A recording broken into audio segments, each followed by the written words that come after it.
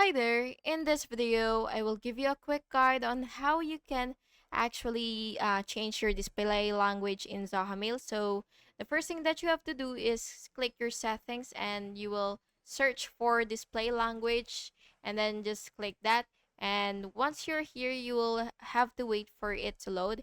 And basically, you will just have to set your display language to any language that you prefer. So, for example, I prefer Arabic, then I will just have to set it like that.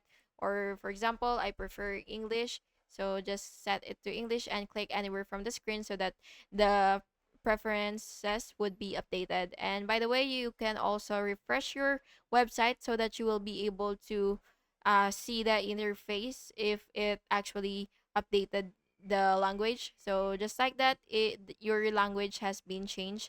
And that's it. Thank you so much for watching this video, and I really hope it was helpful for you. And if it was, please make sure to like and subscribe for more videos like this. Thank you and have an awesome day ahead.